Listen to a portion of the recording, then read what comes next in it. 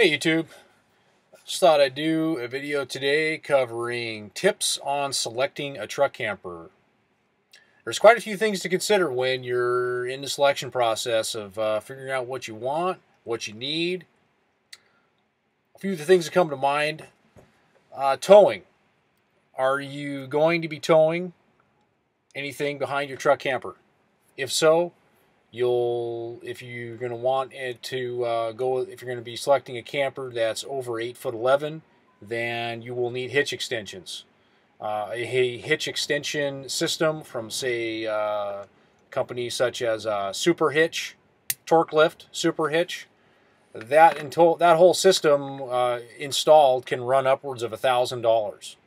So that's something that you'll need to consider. And if you go with a truck camper under 8'11", typically you should be fine towing off of the factory hitch.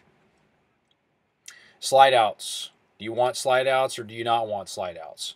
Slide outs are going to add a significant weight to the truck camper. They do add a lot of room, but they do add weight. And then also, when you want to use the truck camper, pull off the side of the road, and you want to use it and have lunch, you may have to slide the thing out. And you might need more room if you're in a tight area. So in one of my other videos, I did talk about slide outs significantly there.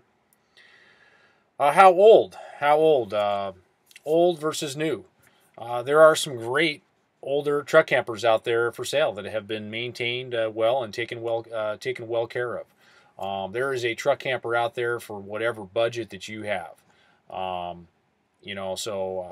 This is, I know that me, I've kind of set the bar high maybe for some of you that have low budgets, but I'm here to tell you right now that don't let your finances be an obstacle for you. There is a truck camper out there for whatever budget that you have.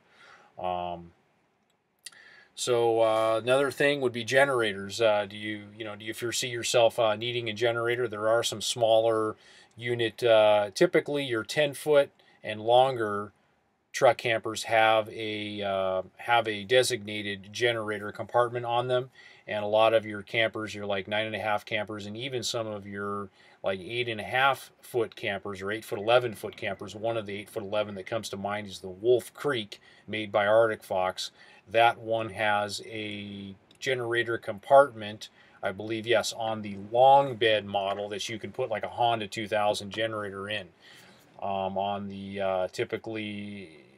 This is another thing, just kind of quickly talking about that, the short bed and long bed choices. So your choices can be, limited depending on either model So say you're going to go with you've got a short bed, and typically the short bed models on the 8.5-foot length campers, they will have a generator. A lot of those have a generator compartment in them. But if you have a long bed truck and you're looking for that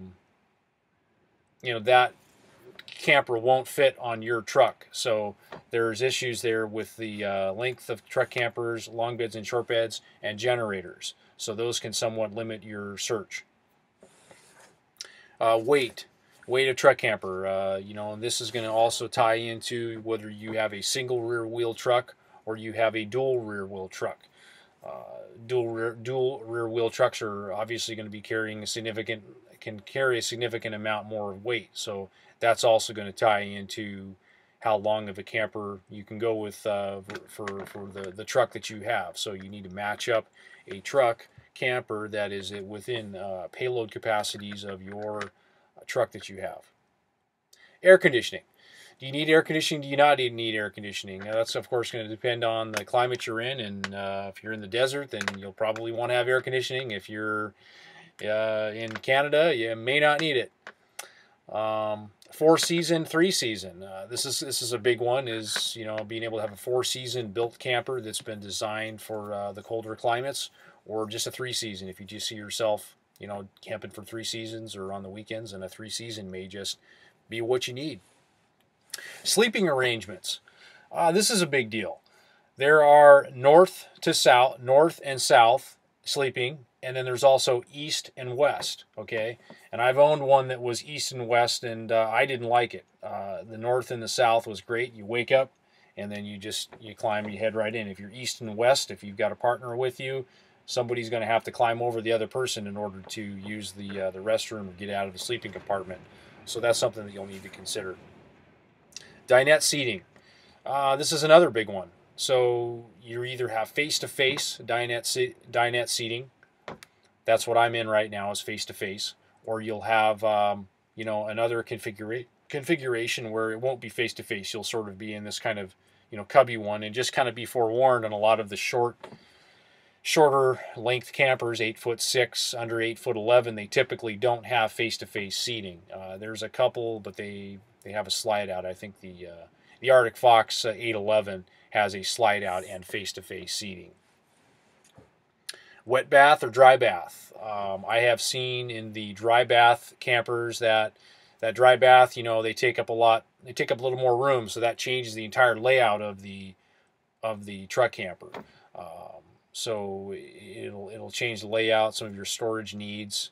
So you'll need to decide whether or not a wet bath or a dry bath. So you'll need to look at each one and look at the entire layout. But the layouts are typically different on the dry bath versus the wet bath.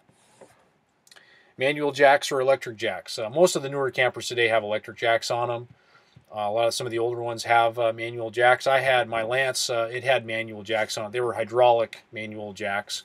And, they were fine. They worked great. I mean, if you don't take the camper off of the truck hardly ever when you use it, then manual jacks will serve you just fine. Electric jacks are real handy because a lot of times, you just got a remote control and you can put them all down. You can select, them single operation or all operation. You can run 2 down, you can do 4 down all at the same time. So they're great. The electric jacks with the remote control really are awesome.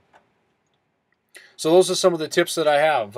If you can think of a few more in the selection process, please add to the comments, and we can discuss it. We can discuss it more. Have an awesome day, YouTube.